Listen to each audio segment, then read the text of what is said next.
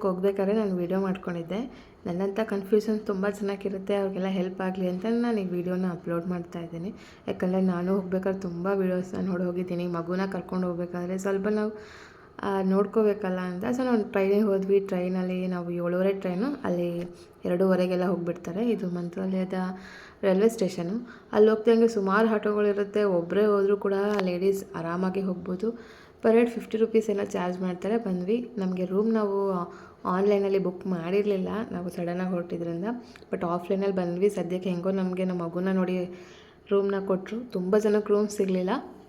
But ನಾವು ರೂಮ್ನ book ಮಾಡ್ಕೊಂಡು ಹೋದರೆ ನಮ್ಗೆ ಸ್ವಲ್ಪ ಅನುಕೂಲ ಆಗುತ್ತೆ ಅನಿಸುತ್ತೆ. ಬಟ್ ರೂಮೆಲ್ಲ ತುಂಬ ಚೆನ್ನಾಗಿತ್ತು. ಬಿಸಿನೀರು ಬರಲಿಲ್ಲ ಅಷ್ಟೇ. ಇಲ್ಲಿ 1000 ರೂಪೀಸ್ ಚಾರ್ಜ್ ಮಾಡ್ತಾರೆ. ಮತ್ತು ರಿಟರ್ನ್ ಹೋಗ್ಬೇಕಾದ್ರೆ 500 ವಾಪಸ್ ಕೊಡ್ತಾರೆ. ಬಟ್ ಇದು ಹೊರಗಡೆ ಎಲ್ಲ ತುಂಬ ಚೆನ್ನಾಗಿದೆ ರೂಮು ಮಲ್ಕೊಳ್ಳಿಕ್ಕೆಲ್ಲ. ಬಟ್ ಬಿಸಿನೀರು ಬರೋದಿಲ್ಲ ಅಷ್ಟೇ. ನಾನ್ AC ರೂಮ್ ಅದೆಲ್ಲ. ನಾವು 8 ಗಂಟೆಗೆಲ್ಲ ಬಂದ್ವಿ ದರ್ಶನ ಮಾಡಲಿಕ್ಕೆ ಅಂತ. ರಶ್ ಇರಲಿಲ್ಲ. ಸೊ ನಾವು ಈಸಿಯಾಗಿ ದರ್ಶನ ಮಾಡಿಬಿಟ್ವಿ. ಆದರೆ ಅವಾಗಿನ ರೆಡಿ ಮಾಡ್ತಾ ಇರ್ತಾರೆ. ಬಟ್ ನೀವು ಹೋದರೆ ಅಷ್ಟೊತ್ತಿಗೆ ಹೋಗಿ ನೋಡಿಕೊಂಡು ನೀವು ಮತ್ತೆ ಇನ್ನು 5 ದೇವಸ್ಥಾನಗಳನ್ನ ತೋರಿಸ್ತೀವಿ ಅಂತ ಅಲ್ಲಿ ಆಟೋದವ್ರು ರೆಡಿ ಇರ್ತಾರೆ. ಒಬ್ಬರಿಗೆ 150 ರೂಪಾಯಿನೋ ಚಾರ್ಜ್ ಮಾಡ್ತಾರೆ. ಸೊ ನೀವು ಆ ಆಟೋದಲ್ಲಿ ಹೋಗಿ ಎಲ್ಲ ನೋಡ್ಕೊಂಡು ಬರೋದ್ರೊಳಗೆ 11:30 ಊಟ ರೆಡಿ ಇರುತ್ತೆ. 11:30 ಒಳಗೆ ಊಟ ಏನು ಕೊಡಲ್ಲ. ಸೊ 11:30 ಅಲ್ಲಿ ಊಟ ರೆಡಿ ಇರುತ್ತೆ. ನೀವು ಬೇಗ ಹೋಗಿ ಅಷ್ಟೊತ್ತಿಗೆ ಬಂದರೆ ಸೊ 11:30 ಊಟ ಮಾಡಿಕೊಂಡ್ರೆ ಅಷ್ಟೊತ್ತಿಗೆ ಮತ್ತೆ ದೇವರು ರಾಘವೇಂದ್ರ ಸ್ವಾಮಿದು ಎಲ್ಲ ಫುಲ್ ನೀಟಾಗಿ ರೆಡಿ ಮಾಡಿ ಅಲಂಕಾರ ಮಾಡಿ ಪೂಜೆ ಮಾಡ್ತಾ ಇರ್ತಾರೆ. ಸೊ ನೀವು ಅವಾಗ ಬಂದರೆ ಆ ಗುರುಗಳೇ ಅಕ್ಷತೆನ ಕೊಡ್ತಿರೋದ್ರು. ಅವ್ರ ಕೈಯಿಂದನೇ ನೀವು ಅಕ್ಷತೆನ ಇಸ್ಕೋಬೋದು. ಅಲ್ಲಿ ಕೊಡ್ತಾ ಇರ್ತಾರೆ, ನೀವು ಚೆಕ್ ಮಾಡ್ತಾ ಇರಬೇಕು.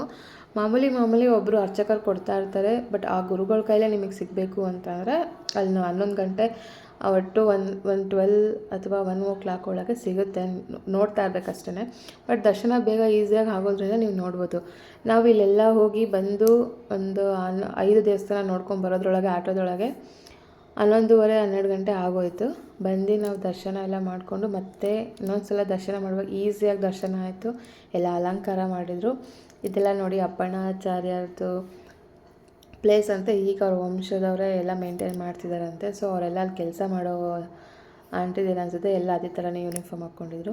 ಇಲ್ಲೆಲ್ಲ ನದಿ ತೀರಕ್ಕೆಲ್ಲ ಹೋಗಿ ಬಂದಮೇಲೆ ಮತ್ತೆ ನೀವು 11:30ಗೆಲ್ಲ ಬಂದು ಊಟ ಮಾಡಿಕೊಂಡು ಮತ್ತೆ ದರ್ಶನ ಮಾಡಿಕೊಂಡು ನೀವು ಮತ್ತೆ ಆರಾಮಾಗಿ ಬಂದು ರೂಮಲ್ಲಿ ರೆಸ್ಟ್ ಮಾಡಿ ಮಕ್ಕಳಿದ್ರೆ ಮತ್ತೆ ನಾವು ರಿಟರ್ನ್ ಟಿಕೆಟು 7:30 ಟ್ರೈನಿಗೆ ಬುಕ್ ಮಾಡ್ಕೊಂಡಿದ್ವಿ. ನಾವು 7:30ಗೆ ಬಂದರೆ ನಾವು ಇಲ್ಲಿ ಬ್ಯಾಂಗ್ಳೂರು 2:30ಗೆಲ್ಲ ಬರ್ತೀವಿ. ಬಟ್ ನಮಗಿಲ್ಲಿ ಯಲಹಂಕದಲ್ಲಿ ರೈಲ್ವೆ ಸ್ಟೇಷನ್ ನಮಗೆ ಹತ್ರ ಇರೋದ್ರಿಂದ ಯಲಹಂಕದಲ್ಲೇ ಸ್ಟಾಪ್ ಮಾಡ್ತಾರೆ.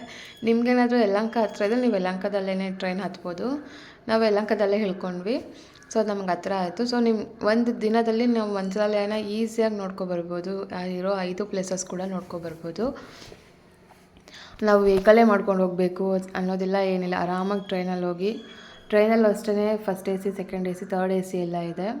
650 ರೂಪಾಯಿ ಒಬ್ರಿಗೆ ಚಾರ್ಜ್ ಮಾಡ್ತಾರೆ. ಮಗುಗೇನು ಚಾರ್ಜ್ ಮಾಡೋದಿಲ್ಲ. ನೀವು ಎಕ್ಸ್ಟ್ರಾ ಸ್ಲೀಪಿಂಗ್